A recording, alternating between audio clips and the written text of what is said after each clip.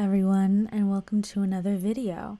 So, as everyone knows, the video that I did on Gilmore Girls about a week ago got taken down because of copyright, because I used too many scenes even though it was silent for the most part.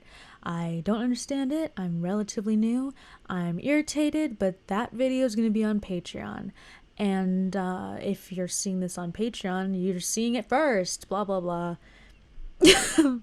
This video is unscripted, only because I think the way that I would be able to provide you all with more from me is to do less scripted videos. I tend to overthink what I'm going to say about a lot of subjects when I know damn well what I want to say. So, I mean, of course, the documentary that's coming up soon on colorism will be scripted, duh, other than the interviews. This video is just going to be everything off of the top of my head from the experience of watching the episode. What's the episode called? Let's see. Oh, the big one. Oh, let me not have that volume on, then YouTube might fuck me over. Okay. So this episode is from season 3, and it's episode 16. The big one. And in this episode, what we find is that after a long period in which Rory and Paris were not speaking, they have to conjoin their speeches for this event that basically allows for them the privilege of speaking with several important individuals that might make a great impact on their future. Because again, it's not what you know, it's who you know, is the expression that would qualify in this case. So, you know, they want to meet these important people. They did the speeches. They were chosen amongst so many people, and they were selected as the 2 best, even though it was supposed to be 1 best. But it's kind of evident that with like everything that's happened throughout the series and then up until that point just beforehand, that Headmaster Charleston, their headmaster, merged them as the 2 winners rather than selecting 1 winner because he was acutely aware of their friendship troubles. So that was good on him, but of course the girls didn't appreciate that. One thing leads to another. Paris is at Rory's house, yada yada yada, and all of a sudden they're talking about how Paris has lost her virtue to the man that she was going out with named Jamie. What could be wrong with this, you might ask? Well, of course, these are young women who have been fed by society these ideas that by losing their virtue, they may somehow be of less value. And this is repeated quite a lot throughout this episode. It's very disturbing. I think this is particularly upsetting because it was supposed to be a very positive experience. I mean, not even losing, because the idea of losing adds to the connotations behind that quote-unquote issue to begin with. So instead, let's say having that experience for the first time should be something that is beautiful and wondrous. All other positive things that you could use to describe it with. Hell, I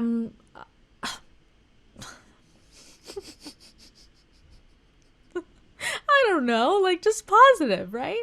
So it's really unfortunate to watch her then, with this first time having this experience, not have that reaction and want to quantify it, to get data on other people's experiences to justify whether or not it was a good idea to do that at that point in her life, instead of just accepting that clearly it was the right time for her.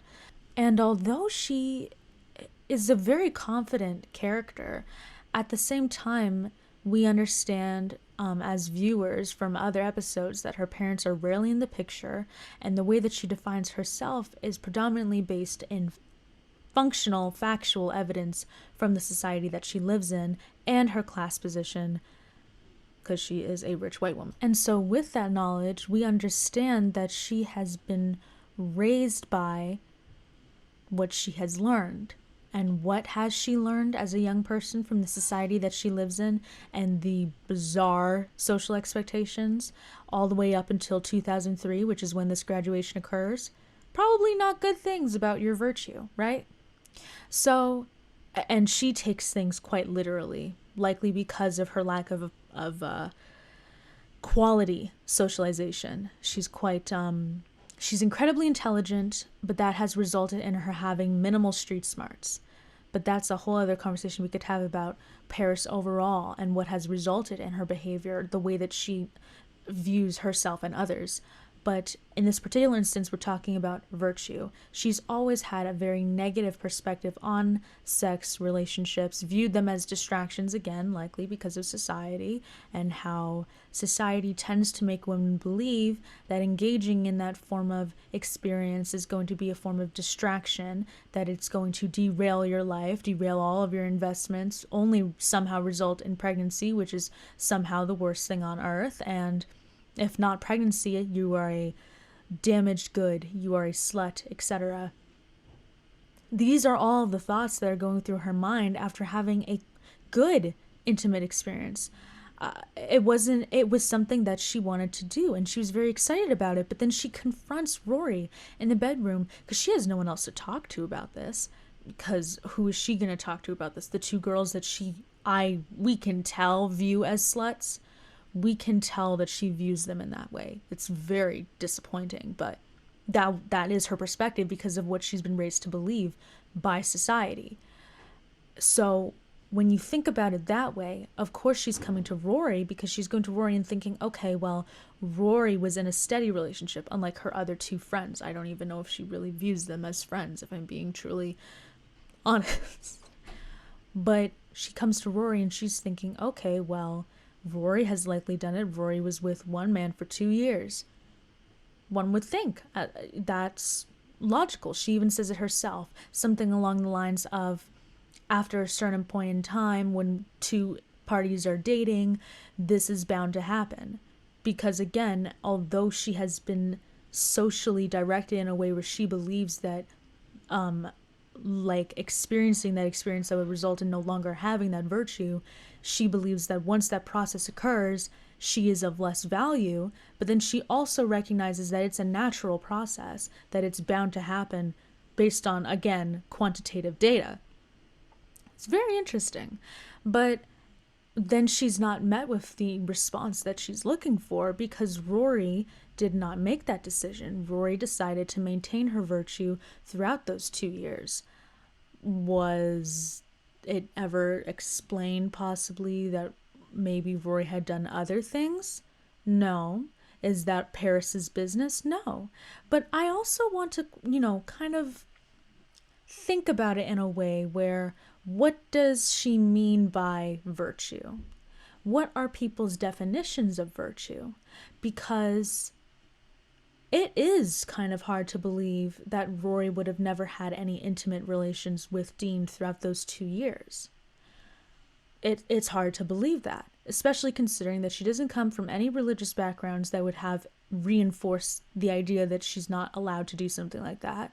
And especially considering that her mother has always been very open, only requesting that she tell her mother before she do something along any of those lines. But that is why, again, Paris is confused. Paris then experiences two sides of one coin. Was it wrong for her to have sex because she now finds out that her friend has not had sex and that this is some crazy thing that she's done, she should never have made this decision? But then she's also happy with this decision and recognizes that other people would have made these decisions in that same boat. But which Paris is not considering, what Paris is not considering is that maybe it is enough to be proud of the experience that you've had. That you don't need to quantify everything in your life. This is very hard for Paris because we know throughout watching the series that she's a very logical person.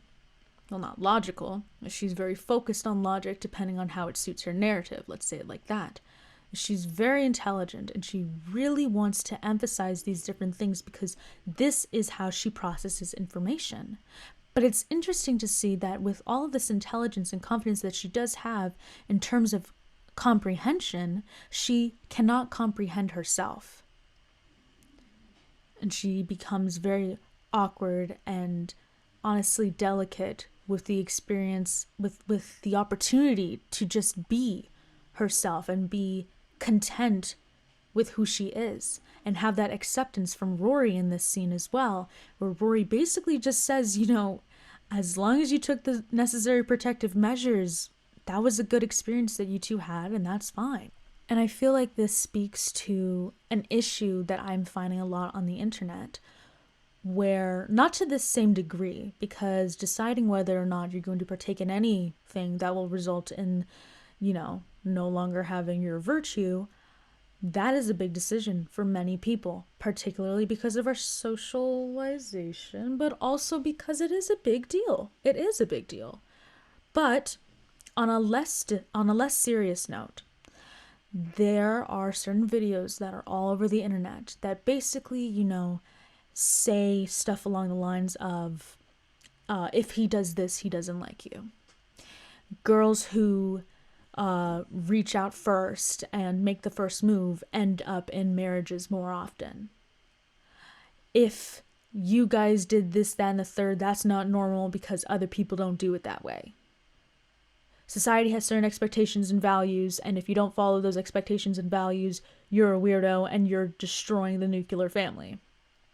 Need I go on? Did you notice how in none of these examples they actually consider the sentiments of the individual who is asking the question or is going to be impacted by the society around them? And these are just examples speaking to the heteronormative. I don't even want to get into the bizarro quick tips and steps that are available for people within the LGBTQIA community.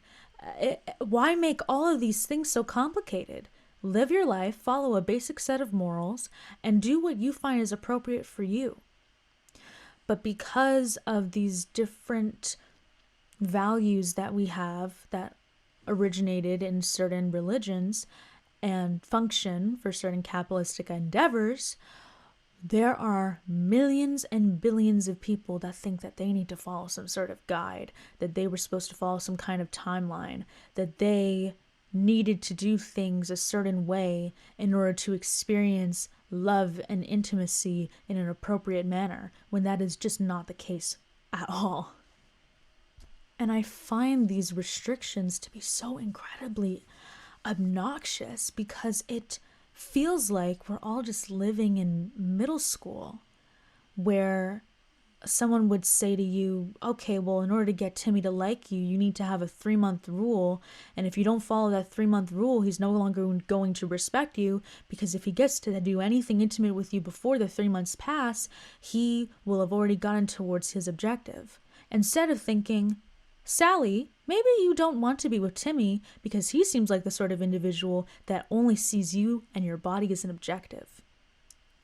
Why do we not consider the party that is going to be impacted potentially negatively or quote unquote damaged by the situation? How do you feel? How does this person feel? How is this person going to feel throughout the process? And sure, maybe that's considered to a little bit of an extent, but not really. In fact, most of these ideas are deeply rooted in misogyny if you really look into the foundations of those ideas and ideologies. So really, what are we serving? It's not about decency or modesty. It's really not. I understand certain ideas of like what is appropriate, or maybe some timelines, like maybe don't do it in middle school. Obviously, I think that's a given. You're so young. Or, gosh, maybe wear clothes. Like, there are some things that should be common sense. However, when it comes to the idea of this person wants to make this decision, they're going to make that decision. And why should that reflect the entirety of that individual's character? Notably, if that person's character is deemed negative, but no one's done anything actually wrong, why does that matter to you? Why should it matter? So it's interesting to see Paris, of all characters, care so much about what the society is expecting of her when she literally throughout the whole series up until now, I mean, there might have been little moments, but throughout the entire series was mostly concerned with the idiocy of others, the hypocrisy in so many systems. She strongly advocates against sheep-like mentalities. But when it came to something that she had minimal experience in, what did she seek? Misogynistic and oppressive ideologies. The opinions of others. Pretty much everyone outside of herself, even though she trusts herself the most, despite herself also being like very insecure, and we end up finding that more through the series. But it was very upsetting to watch this unfold. Then, oh my god, this made me so mad. Like, this made me like even more mad than seeing this poor girl question herself and compare herself to Rory, her biggest competition in her head. Like, she is a very deeply troubled character. But what made me additionally more mad was Lorelai, Rory's mother, coming in with pizza, and she's walking through the hallway, and she overhears the conversation that I was just explaining to you. And when she comes in and she hears, have you done it? And Rory says, no, I haven't. Not with Dean, not with Jess. She's very happy about this. She's smiling, she's giddy, and she walks away from the room so that the girls could continue their conversation. Then she comes back in with the pizza. She looks like she's beaming. You would think she was radiating. And she comes in and she says to the girls, there's food, blah, blah, blah. And Paris leaves. Rory comes towards her mother afterwards. Paris is gone now. She's in the living room or the dining room. And there's Lorelai and Rory in the corridor of the door, like the middle of the door. And Lorelai says to her, tomorrow I'm going to take you shopping, and gives her several kisses on the forehead, and then just says, you deserve it, blah, blah, blah. You're great. And then Rory leaves, and then Lorelai says to herself, I've got the good kid, and exhales. What does this say about virtue and sex? That she has the good kid because her kid has maintained her virtue. Interesting. I've got the good kid. So not only does she now find her daughter to be so great, as if she doesn't already put her daughter on a pedestal all the fucking time. So she views her as so great, but it's the usage of the word the in this sentence. I've got the good kid, not just I've got a good kid. Because if she said, I've got a good kid, I'd be irritated, because it still means that she views sex in a certain manner for young women. But at the same time, it wouldn't have implied what it implies. When she says, I've got the good kid, it particularly indicates that she finds Rory to be superior to Paris because Rory did not engage in anything that would result in her losing her virtue. So that made me really irritated. That made me so irritated, because now you actually find the individual with their virtue to be someone that is superior to the other party. And you have the nerve to be like giddy and happy and excited and all these things in the door when you know that other girl is down the hall and deeply troubled and lonely. I'm sorry, guys, if you hear my dog snoring in the background, by the way. That's what that is. If you hear it, just going. Anyway, that was a moment among many moments where I found Lorelai to be someone that is perpetuating really strange things that I know in my head come back to the fact that she feels deep down probably still ashamed and upset with herself for getting pregnant so young, even though she recognizes it as a good thing today. I think it comes back to that and desperately wanting her daughter to not get into that same situation. And also everything that was said to her, said about her because of the society of the time that she had gotten pregnant in. It's like, I know that there are factors that have impacted and resulted in bias in Lorelai when she says that line, but it is disturbing to hear that from her, considering her own actions in the past.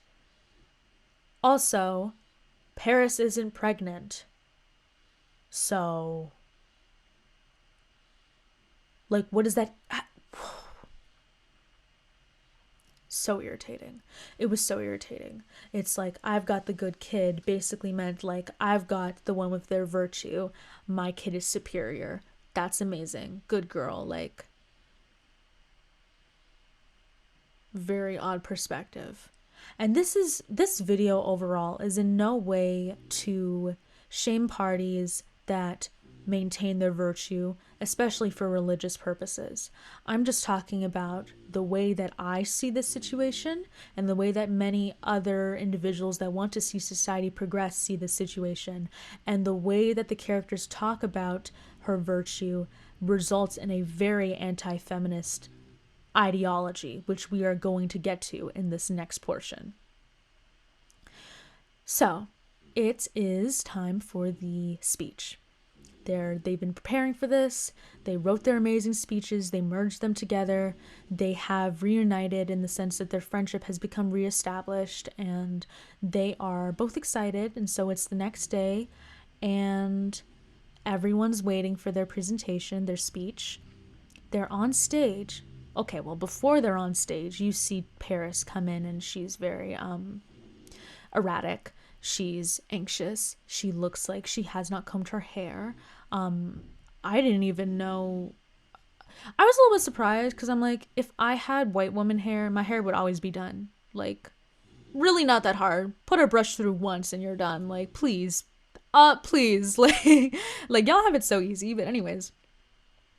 So she has her hair unkempt, and she's wearing an oversized purple sweater and some light pants, and she just looks like a mess. I've never even seen her wear something that looks that, honestly, comfortable. Like, she doesn't really wear clothing that I think, oh, that's comfy. I mean, like, maybe I'm just speaking from like when I see her in her Chilton outfits or like some of her outside outfits, it always looks like she's like ready to do business, which is, correct to her character, right? But then she comes in, she's barely recognizing Rory's presence. She doesn't speak.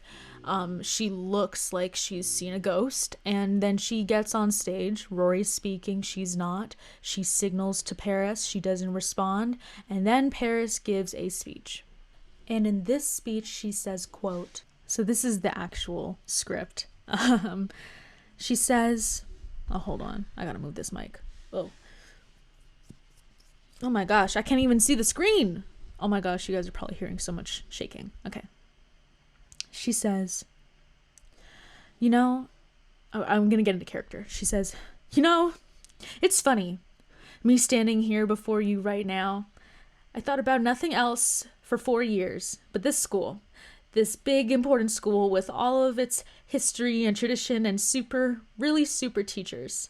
And I dedicated myself to it completely, heart and soul, believing in its power, believing in its ability to get me to where I needed to go, Harvard. I thought of nothing else. Many of you there can attest to that fact. I was on my way, and nothing could stop me. And here's the really funny thing. After 4 years of slaving away, I go home today, and I found this. I'm not going to Harvard. I got the tiny envelope, the one that reads, sorry, Paris, we're not interested. Try again next year. Love, Harvard. And the funny thing that's really funny here is, who in the world deserves to go to Harvard more than me? Have you seen how hard I've worked over these past 4 years? I mean, can anyone here believe that I'm not going to Harvard? I can't. I'm not going to Harvard. I'm not going to Harvard. I had sex, but I'm not going to Harvard. And I have to tell you that if you asked me which of the two events I thought were going to least likely happen, it was not going to be the one where I was not going to go to Harvard. I'm being punished. I had sex, so I'm not going to Harvard. She's never had sex. She'll probably go to Harvard. She's a shoo-in. Pack your chastity belt, Gilmore. You're going to Harvard. And then Rory drags her off stage. And then she says, how could I have not gotten into Harvard? 5 generations of Gellers have gotten into Harvard. Even if I was the Billy Carter of the family, the name is supposed to carry some weight.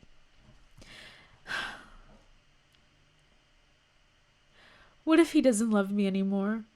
What if he doesn't think I'm special anymore? How am I going to tell him that I didn't get into Harvard? What am I going to do? I can't believe I slept with Jamie. I'm a slut.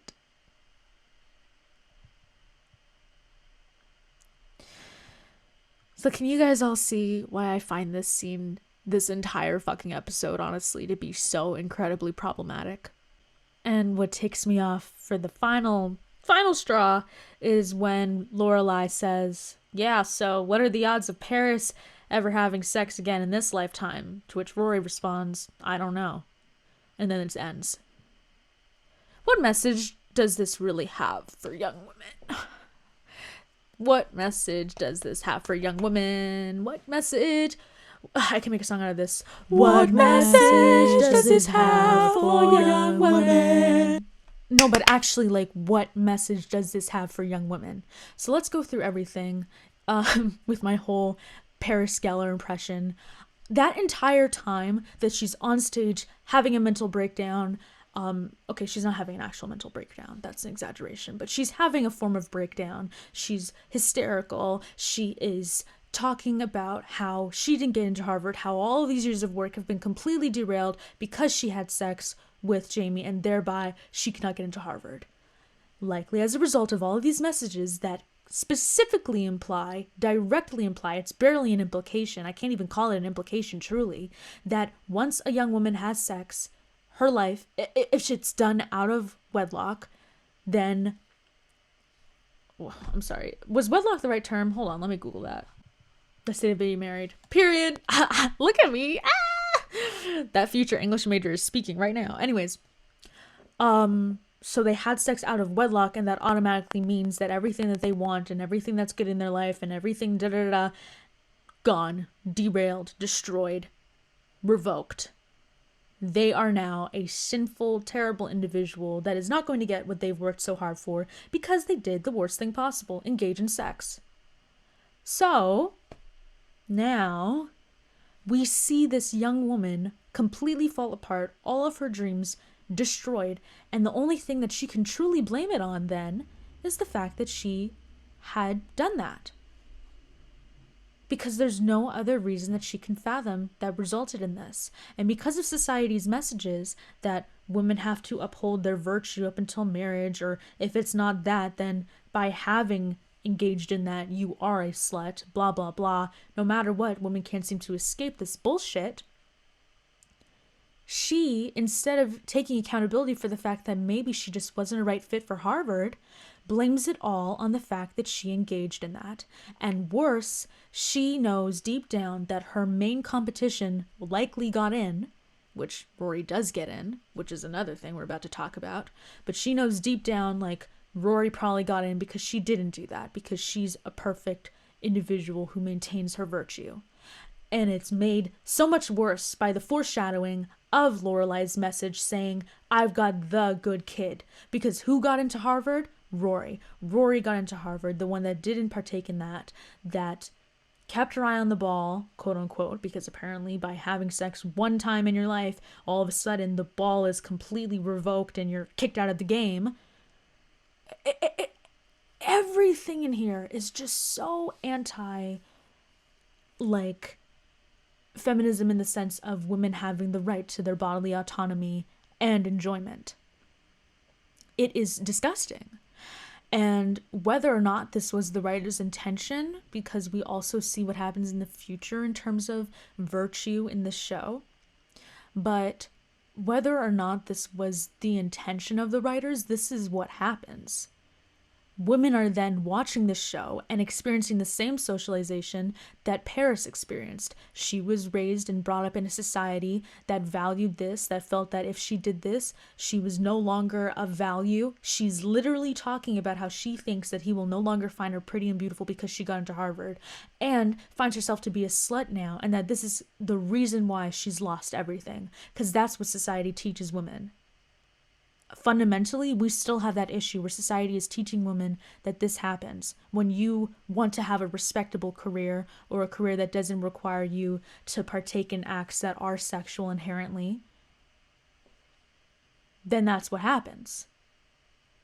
Sex is the enemy.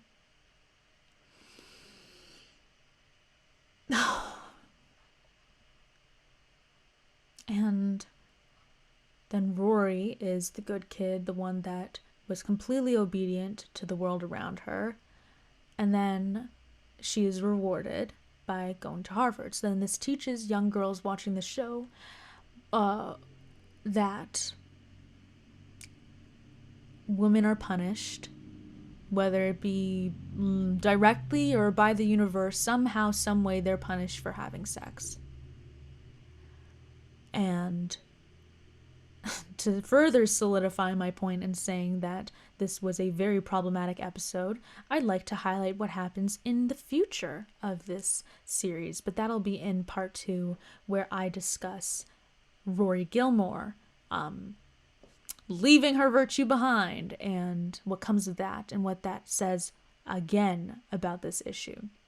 Which, it will be the same topic, but we will be looking into more so how Rory becomes a sort of demon, if I'm being frank, post abandoning her virtue. And how that also speaks to how people demonize sex. Represented in the show. So, yeah. Fun. But, these are the things that we have to be aware of when watching shows, even though we love them. I love Gilmore Girls so much, but I was watching this episode today because I was watching reruns on Netflix, and I was disgusted. It actually was a little bit heart-wrenching. I felt it in my stomach. I was like, wow, this young woman made this decision, and now she finds that everything in her life has fallen apart because she did something with her free will. That nothing wrong has happened. Nothing wrong has transpired fundamentally, and she's not a religious person. So it's not even a matter of, will I go to heaven? It's a matter of, the world knows now that I am of no value. And the world's perspective impacts my value to the extent that I find I have lost everything I've worked for in the last 4 years because I did something that was right for me. And that is a very scary, damaging idea that needs to be dismantled by people not only teaching young women about sex differently, but also recognizing when our favorite media are perpetuating those issues. So, subscribe here on YouTube and Patreon. Most likely Patreon. I probably posted this on Patreon first because YouTube loves to take down my videos. Anyways. Okay, I'm gonna stop. That's so annoying. But if you like this video, please like it and subscribe, and follow me on Patreon for, I'm posting most of these videos for free on Patreon, honestly, and then I would so appreciate any support that you can provide me with, because I would love to make this a career, and if you like it, you like it. If you love it, you love it. So I'm very grateful for you, and I will see you in part 2. Bye.